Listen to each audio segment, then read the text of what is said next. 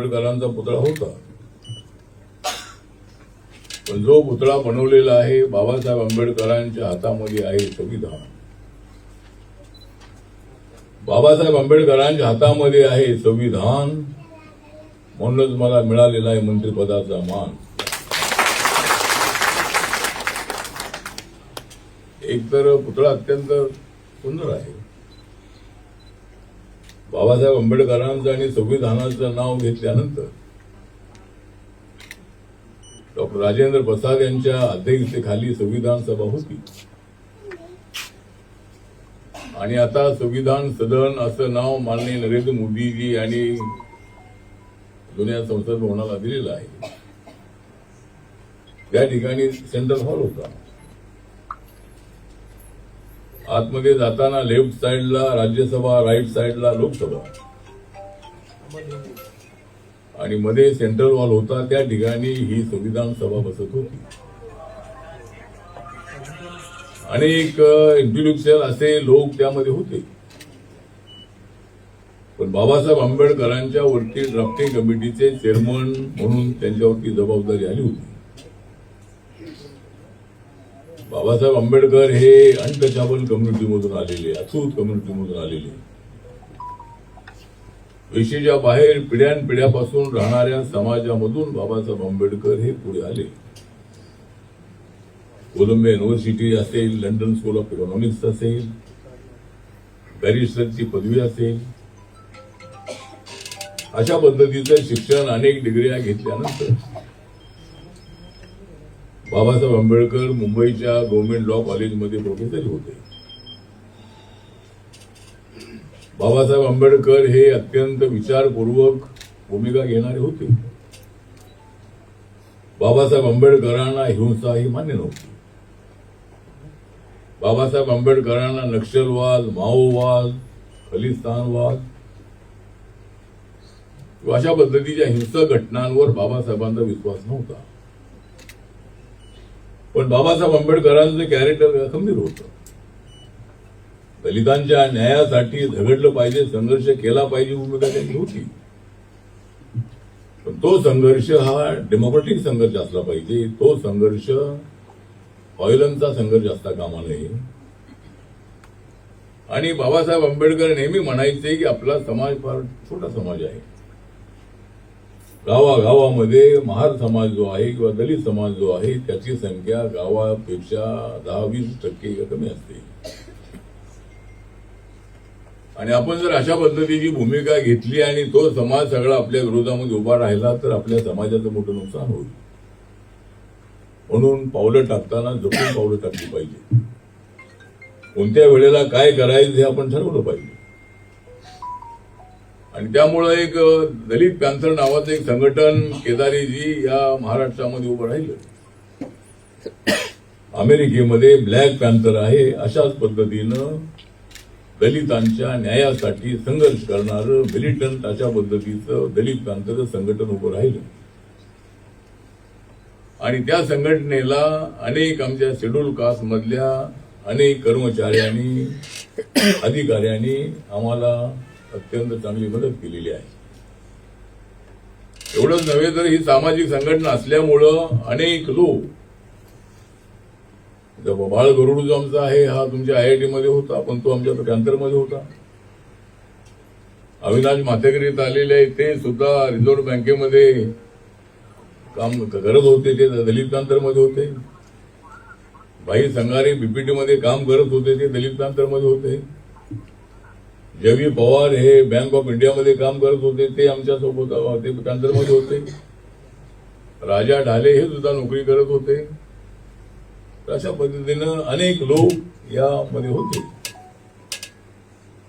तरी तर बाबासाहेब आंबेडकरांचं नाव घेतल्यानंतर समानता, बंधुता आणि न्याय, सामाजिक न्याय बरोबर आर्थिक न्याय, शैक्षणिक न्याय,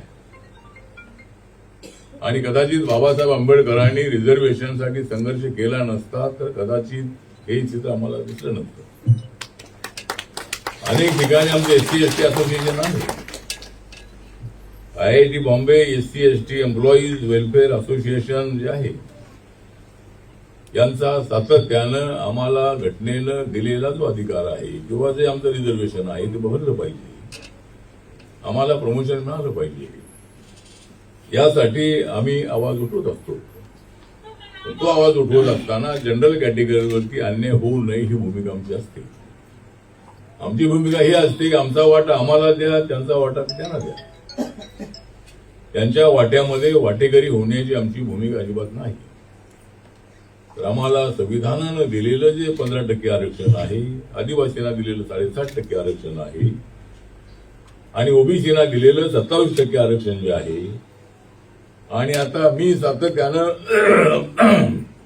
मागणी करत होतो.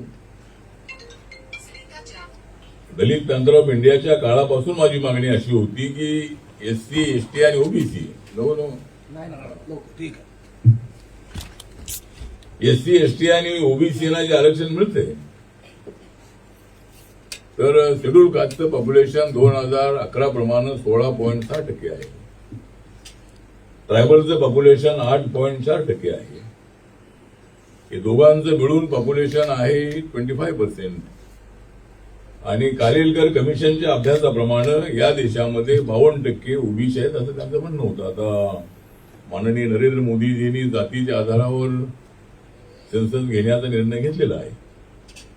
पूर्वीच्या काळामध्ये अनेक वेळेला मागणी होऊन तो काही निर्णय झाला नव्हता, पण नरेंद्र मोदींच्या काळामध्ये अनेक महत्वाचे निर्णय झालेले आहेत. महिलांना आरक्षण देण्याचा निर्णय झालेला आहे, 33% महिलांना आरक्षण. आणि बाबासाहेब आंबेडकरांनी तर हिंदू कोड बिल ते लॉ मिनिस्टर असताना संसदेमध्ये आणलं होतं, आणि त्यावेळेला सगळ्या पक्षाच्या खासदारांनी त्याचा विरोध केलेला होता की महिलांना आरक्षण देता कामा नये, महिलांनी घराच्या बाहेर येता कामा नये, महिलांनी घरामध्येच राहिलं पाहिजे. तर बाबासाहेब आंबेडकरांचं हेच मत होतं की महिलांना समान हक्क मिळाला पाहिजे. आणि म्हणून महिलांच्या न्यायासाठी मग त्या हिंदू महिला असतील, मुस्लिम असतील, शीख असतील, ख्रिश्चन असतील, बुद्धिस्ट असतील, जैन असतील, पारशी असतील, लिंगायत असतील, या देशामध्ये ज्या जाती आहेत या सर्व जातीमधल्या महिलांना आरक्षण लोकसभेमध्ये, विधानसभेमध्ये, लोकल बॉडीजमध्ये मिळालं पाहिजे ही भूमिका त्यांची होती. प्रॉपर्टीमध्ये समान हक्क असला पाहिजे ही भूमिका होती. आता अलीकडे नवीन नवीन बदल झालेले आहेत, कायदे झालेले आहेत. नवऱ्याच्या प्रॉपर्टीमध्ये आता पत्नीला त्यामध्ये वाटा आहे. त्यानंतर लोकल बॉडीजमध्ये 50% आरक्षण आहे. आणि अलीकडे आपण टीव्हीवरती वगैरे पाहिलं असेल की महिला त्या ठिकाणी आपली बाजू खंबीरपणे मांडत असतात. विधानसभेमध्ये, लोकसभेमध्ये, जिल्हा परिषदेमध्ये, पंचायत समितीमध्ये, नगरपालिकेमध्ये बोलत असताना महिला अत्यंत ऍक्टिव्ह आहेत. त्यामुळे बाबासाहेब आंबेडकरांचं महिलांना न्याय दिलाच पाहिजे या भूमिकेची ते होते, आणि ते हिंदू कोडबिल पास झालं नाही. म्हणून बाबासाहेब आंबेडकरांनी लॉ मंत्रिपदाचा राजीनामा दिला होता. तर महिलांच्या बाजूने बाबासाहेब आंबेडकर होते. बाबासाहेब आंबेडकर हे सर्व जातीच्या लोकांना न्याय मिळाला पाहिजे म्हणूनच त्यांनी समता ही भूमिका त्या ठिकाणी मांडली. आणि बाबासाहेब आंबेडकरांनी 8 जुलै 1945ला पीपल्स एज्युकेशन सोसायटीची स्थापना केली होती. दलितांनी तर शिक्षण घेतलंच पाहिजे, पण नॉन दलितांनी सुद्धा शिक्षण घेतलं पाहिजे. आणि म्हणून हुतात्मा चौकाच्या बाजूला आपल्याला आनंद भवन त्या ठिकाणी आहे, बुद्ध भवन आहे, वडाळ्यामध्ये आपलं कॉलेज आहे, औरंगाबादमध्ये 180 एकरापेक्षा जास्त आपली जमीन आहे, महाडला आपलं कॉलेज आहे, बेंगलोरमध्ये आहे, बोधगयामध्ये आहे, पंढरपूरमध्ये आहे. जवळजवळ 1 लाखापेक्षा जास्त विद्यार्थी त्या ठिकाणी शिकतात. आणि मला त्या सोसायटीचं चेअरमन पदावर जाण्याची संधी मिळालेली आहे. जवळजवळ 1 लाख स्टुडंट आपले या सोसायटीमध्ये आहे. आणि बाबासाहेबांनी ट्रस्टी बनवले होते, त्याच्यामध्ये 11 ट्रस्टीमध्ये 7% जे ट्रस्टी आहेत ते एससीचे आणि 4 ट्रस्टी नॉन दलित अशा पद्धतीचे सुरुवातीपासून बाबासाहेबांना दलित आणि सवर्णांना तर सोडायचं होतं. कारण हे जे जाती व्यवस्था जी आहे समूळ उडून टाकायची असेल तर 2 समाजाला एकत्र आणलं पाहिजे ही भूमिका त्यांची होती. आणि म्हणून बाबासाहेब आंबेडकरांचा देशभरामध्ये जेवढं होत असतो 26 नोव्हेंबर हा दिवस नरेंद्र मोदीजी आल्यानंतर त्यांनी सुरू केला. बाबासाहेबांच्या 125व्या जयंतीच्या निमित्ताने त्यांनी 2 दिवसाचं अधिवेशन घेतलं होतं आणि त्यावेळेपासून 2015 पासून 26 नोव्हेंबर हा दिवस देशातल्या अनेक शाळांमध्ये, कॉलेजमध्ये, सरकारी ऑफिसेसमध्ये आणि आमचा समाज जो बौद्ध समाज आहे, आंबेडकरी समाज आहे, तो अनेक ठिकाणी करतो. तर अशा पद्धतीने 26 नोव्हेंबर या दिवसाला सुद्धा महत्व आलेलं आहे. त्यानंतर 2 महिन्यानंतर 26 जानेवारी 50ला संविधान लागू झालं. तर बाबासाहेब आंबेडकर हे आपणच या घटनेचे खरे शिल्पकार आहात. हे राजेंद्र प्रसाद, पंडित जवाहरलाल नेहरू यांच्या तोंडातले उद्गार आहे. त्यामुळे सगळ्यांचं योगदान त्यामध्ये आहेच आहे. पण संविधानाचं नाव घेतलं की बाबासाहेब आंबेडकरांचं नाव पुढे येत आहे. त्यामुळे ठीक आहे. तर अशा पद्धतीनं सर्वांनी मिळून आपल्याला पुढं जायचं आहे.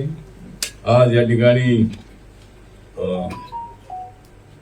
के.व्ही. कृष्णाराव हे माजी डायरेक्टर आहेत, ते इथे उपस्थित आहेत.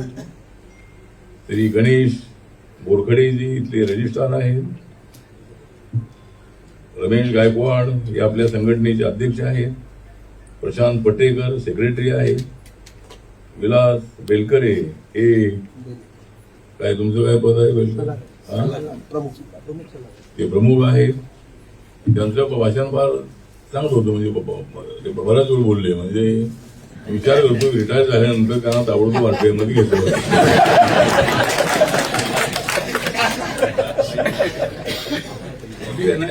चांगलं बोलले. आपली भूमिका जी त्यांनी मांडली ते या ठिकाणी उपस्थित आहे. त्यानंतर इथं चंदन शर्मा जी आहे.